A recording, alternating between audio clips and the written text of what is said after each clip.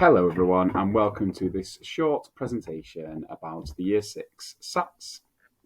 Hopefully this will give you a bit more information about the tests that are taking place in May. But if you do have any more questions, please don't hesitate to contact either of the class teachers. You can do that at the beginning or end of the day at the door, or via email or phone, and we'll get back to you to answer any questions. We've got myself, Mr. Doan, we've got Mrs. Ritchie and Mr. Klimyuk here sat together for this presentation. I hope it is useful. Okay, so what are SATs? SATs stand for Standard Assessment Tests, and in primary schools they're completed at the end of Key Stage 1 in Year 2 and at the end of Key Stage 2 in Year 6, and all children will take these tests across the country during the same week on exactly the same day in Key Stage 2. This year, the SATs will be administered the week beginning the 8th of May, but they'll actually start on the 9th of May, and Mr. Klimyuk will explain very soon why that is. They'll take place Tuesday to Friday, and as we mentioned earlier, every single child across the country will be doing them during the same time. These tests are externally marked, so during the week they come and get picked up after 2 days, and at the end of the week the rest of the papers get picked up to be taken away and marked. So what are the tests? So the children will complete 6 tests in total. There are 3 English papers, 1 reading paper, 1 grammar, punctuation and spelling, and 1 spelling test. And then we've got 3 math papers, 1 arithmetic test, and 2 reasoning test papers. And then to assess writing, so the approach to writing, we've got a bank of evidence throughout the year in the children's book.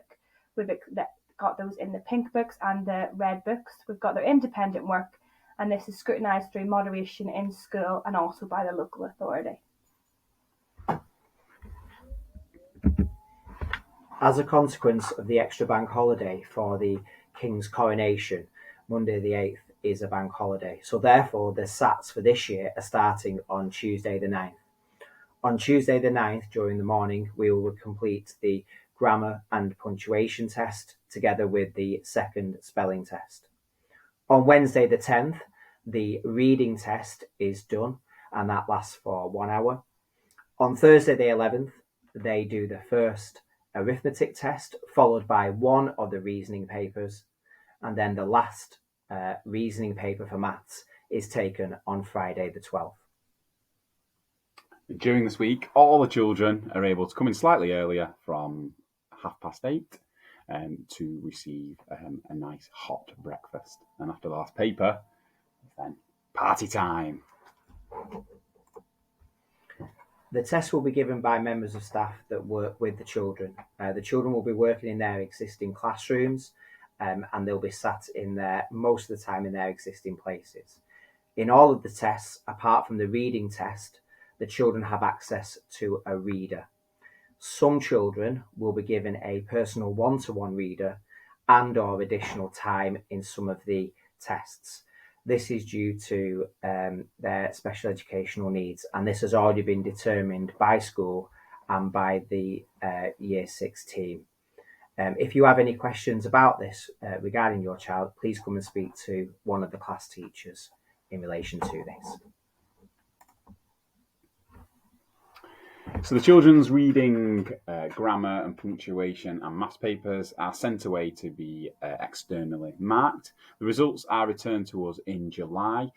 We always check the papers before sending the results home, and they will come home with the child's report. We send them as soon as we possibly can, so Year 6 pupils receive their reports slightly earlier than the rest of the school, so you can see how your child has performed.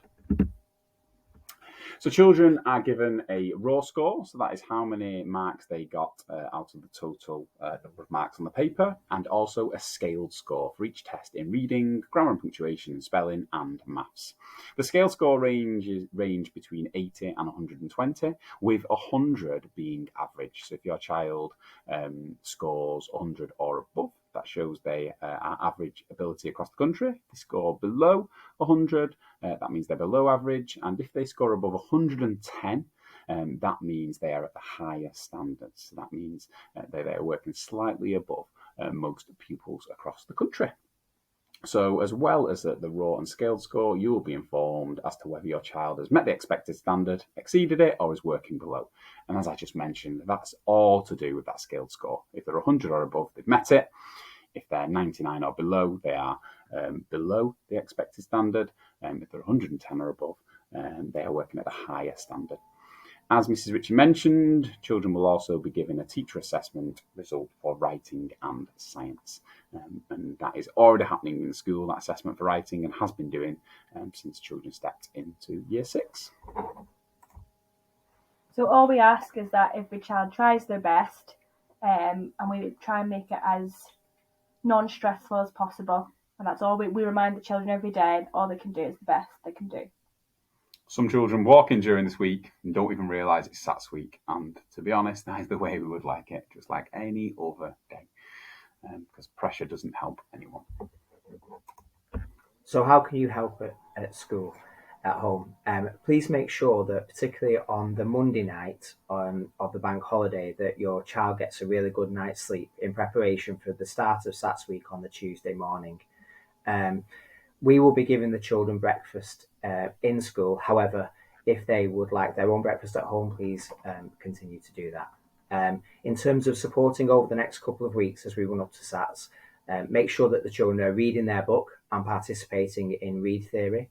Make sure that their LBQ homework is completed on time and they complete the SAT-style questions that we are setting them.